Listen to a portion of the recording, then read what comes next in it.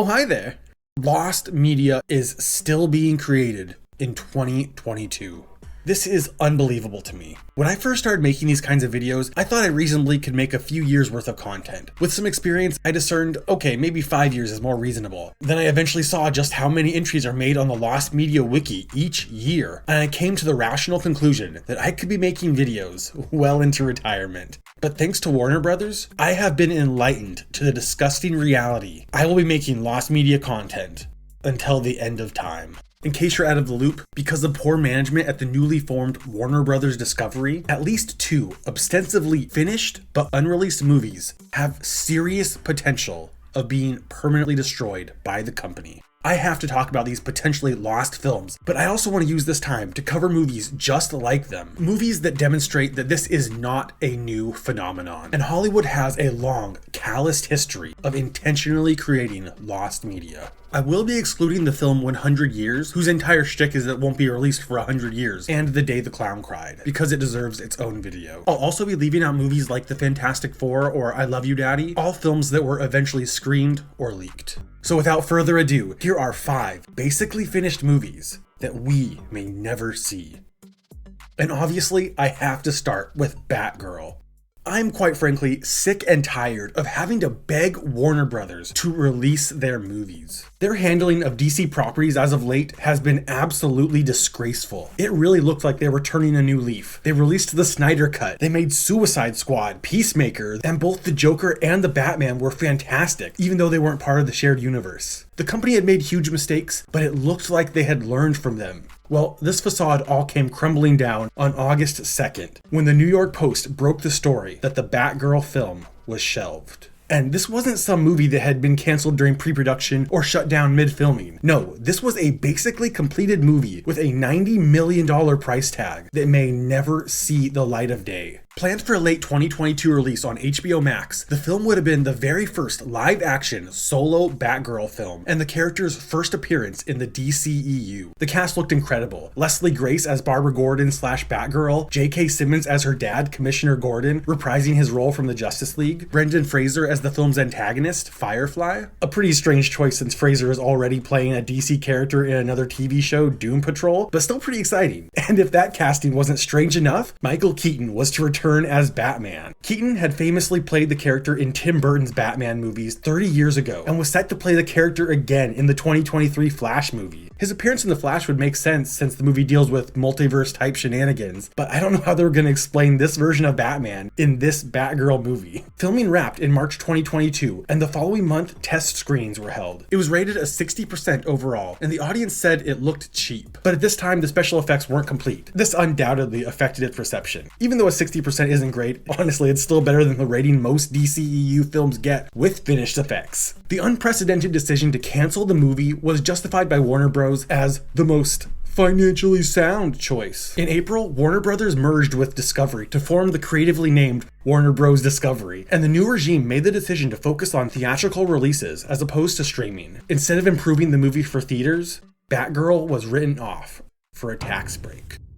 I've read some financial nonsense that because of the merger, the new company, Warner Bros. Discovery, won't have to hold on to Warner Brothers' $3 billion of debt, and Batgirl is being lumped into this debt. This stuff is way over my head. If we have any financial experts, feel free to chime in. Beyond the financial decision, executives said the movie simply did not work. Whatever the reason, this cancellation is disgraceful. A travesty for everyone who poured themselves into making this movie the best they could with the budget they were given. The film's directors, both longtime Batgirl fans, are heartbroken over this decision. And in the days following the film's cancellation, they attempted to record the movie on their phones, but found they no longer had access to anything. It was all gone. But we know a copy does exist because it's been reported that the movie is going to be given a funeral screening, being shown one last time to the cast and crew before it's either locked away or permanently destroyed.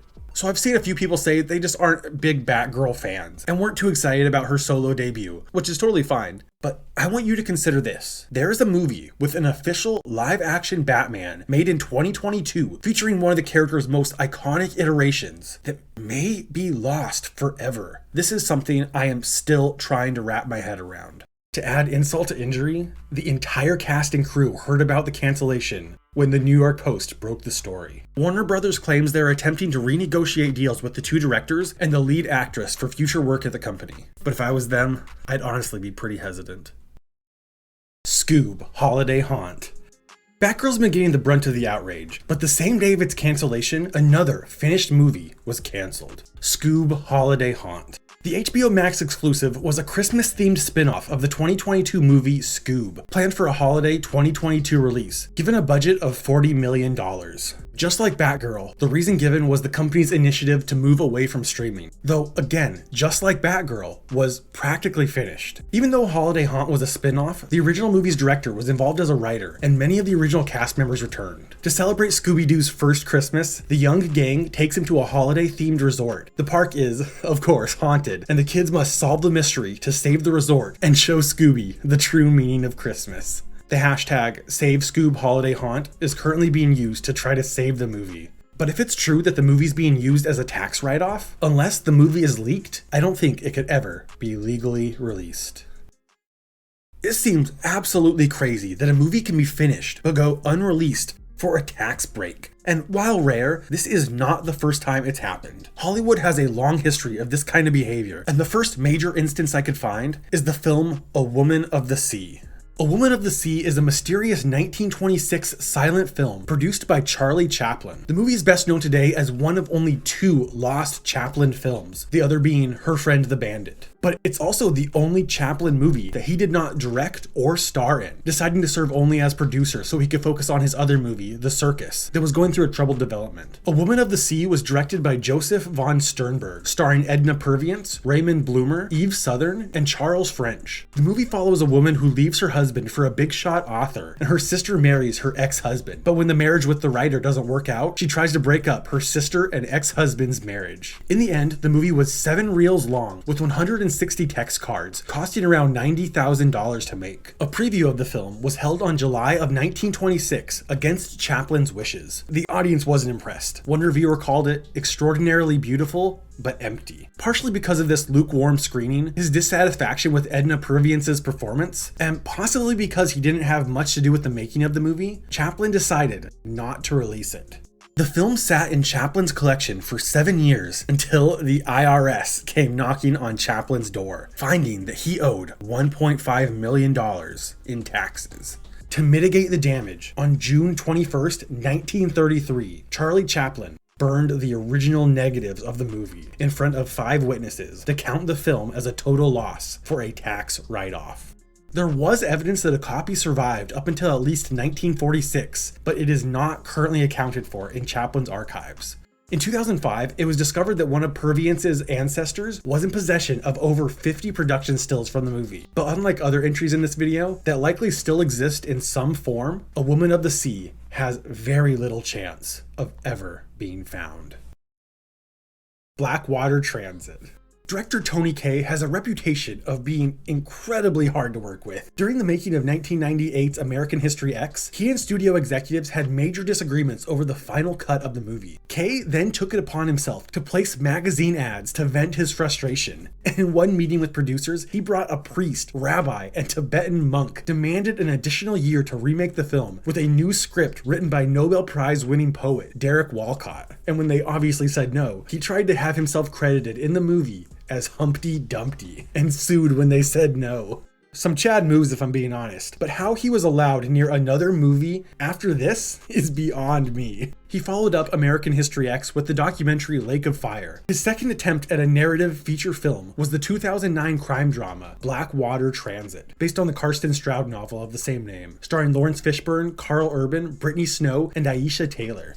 Set in post-Katrina New Orleans, Lawrence Fishburne plays Jack Vermillion, a shipping executive collaborating with the feds to expose Carl Urban's character, the smuggler, Earl Pike. Doug Richardson wrote the first draft of the script, and he claimed it was the best thing he had ever wrote, but refused to be the main writer on the film after meeting Tony Kaye, who he called a lunatic. The entire movie was filmed in New Orleans from June to August 2007. By 2008, Lawrence Fishburne was shown a rough cut of the movie, and according to Kay, he loved it. And by 2009, a cut of the film was shown at the Cannes Film Festival. This is pretty shocking. Unlike every movie on this list, Blackwater Transit actually had a pretty uneventful development. Surprisingly, the movie's downfall wouldn't come from Tony Kaye, but instead from behind-the-scenes shenanigans from executive producer David Bergstein. David got involved in independent films in 2003 and is probably best known for producing Laws of Attraction and The Whole 10 Yards. But throughout his career, not a single movie he produced was financially successful. In 2009, David was sued by investors for not releasing Blackwater Transit after he said it was unreleasable. The film's rights were sold in 2010 in a foreclosure auction. The movie was valued at $10 million, but sold for $2 million. This deal wouldn't go through because it was discovered that David Bergstein was the buyer of the movie, hiding behind a newly created company, something that obviously is not allowed. The movie would face more legal troubles, and the rights eventually reverted back to Bergstein. But to this day, Blackwater Transit is still involved in ongoing litigation because in 2016, David was charged and eventually convicted of fraud after stealing $26 million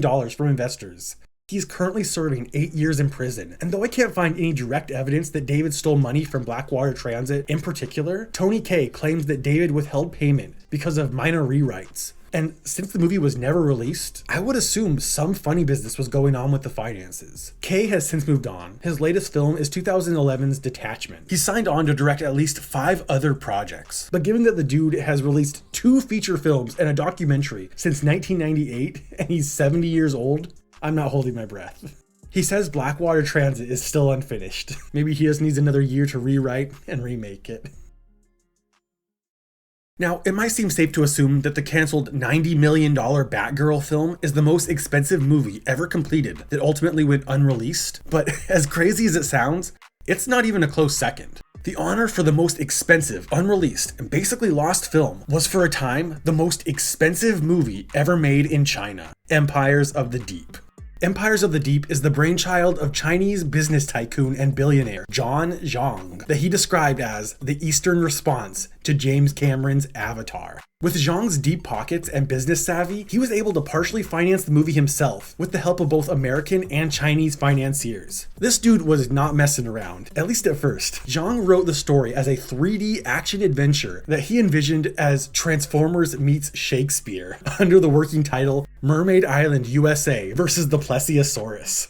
This movie had ambitions to launch a franchise, signing some actors on for an entire trilogy. They had a planned animated series, video games, and there were even talks of a theme park in China. Zhang's original story went through at least 40 drafts by 10 Hollywood screenwriters before landing on James Cameron collaborator Randall Franks to make it into the finished screenplay. The plot was as follows. The land has been protected since the creation of Earth by 8 mermaid kingdoms, but this is all threatened by the emergence of the demon mage and his army. The hero Atlas and his friend Trahin are caught in the conflict, being forced to rescue Atlas's father and take back the Temple of Poseidon.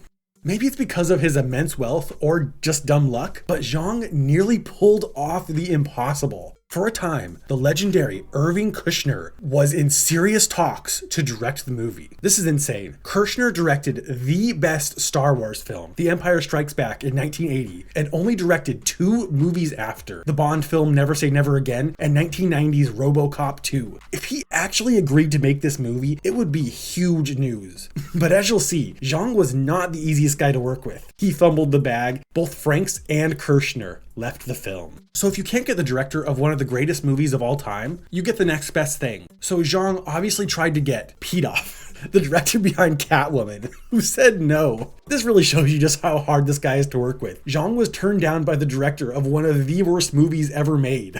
In the end, Jonathan Lawrence, a largely unknown, was signed on as director. With him on board, casting began. Both Monica Bellucci and Sharon Stone were offered the lead, but it ended up going to Olga Kurylenko, who co-starred in Quantum of Solace and played Taskmaster in Black Widow. Around this time, Zhang assembled his own production and visual effects studio to handle the film, and in 2009, filming finally begun on location in China, given a budget of $50 million that would nearly triple over its disastrous development. Despite Zhang being so hands-on up to this point, he was rarely on set, and most of his communication was done through assistants. There were some serious cultural clashes and misunderstandings between the American and Chinese cast and crew that slowed production down. To give you an understanding of how bad these misunderstandings were, one time Lawrence joked about building a wall on set to hide a beach resort from the cameras as a break from filming in the harsh conditions. Because of a translation error, Lawrence came in the next day to find a wall being built on set. Lawrence wanted to make the movie as a fun epic like Indiana Jones and tried to rewrite the script, also trying to resolve plot holes and contrivances, but Zhang would not have any of it. Beyond simple communication errors and being disagreeable, Zhang did some really awful things to the cast and crew. The actors found that they had none of the comforts or professional standards of Hollywood productions, and some of the cast and crew were paid late or just not at all. Zhang went as far as to call the police on Russian crew members to check their visas as an intimidation tactic for complaining about late payment. Stunt actors were injured due to negligence. There were fights on set, but actress Irina Violette got the worst of it. Because of mistreatment and unsafe working conditions, she quit during filming, and in retaliation, producers took her passport, demanding she pay back her salary. It got so out of hand that Irina had to flee the set to the US Consulate General in Shanghai with the help of film crew. She was ultimately recast. Lawrence shot the movie over 5 months before returning to LA, being replaced by TV director Michael French. By the time Lawrence left, around February 2010, only a third of the movie had been filmed. In April, French and some of the main cast members held a press conference where they presented the film's trailer, and on June 9th, 2010, over 100 production photos were released. French decided to shoot the movie like a comedy and completely skipped over dialogue scenes to make filming faster. And after a few months, he too left production, and the movie was still not complete. Documentary filmmaker Scott Miller was brought on as the third and final director. He tried to convince Young to reshoot the entire movie as an epic love story, but was denied. Filming finally wrapped in late 2010. By this time, the budget had exceeded its $50 million expectation, ballooning to $130 million. Even with the movie filmed, no distributor was willing to pick it up. The trailer shown to the press was made public in 2012. This must have been why Avatar 2 took so long. Cameron has been awfully quiet since this dropped. But seriously, this might be the cheapest big budget movie you will ever see. It looks like Tommy Wiseau was given a Marvel budget and just went nuts. The CGI looks like it's ripped straight from The Mummy Returns, and the bad guys look like Power Ranger villains. This totally has the makings of a cult classic. And at the end of the trailer, it announces a 2013 release date that came and went.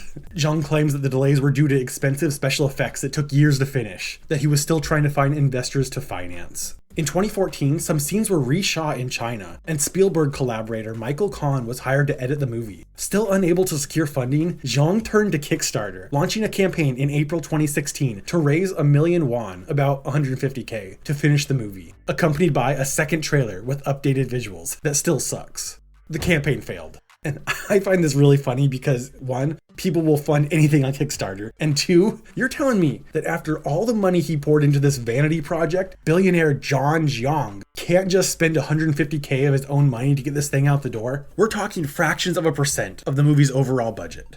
As of 2022, after 3 directors, a year of filming, years of visual effects work, reshoots, a press release, and 2 trailers, China's Avatar, Empires of the Deep, has gone unreleased, making it what I believe to be the most expensive movie ever filmed that we may never see.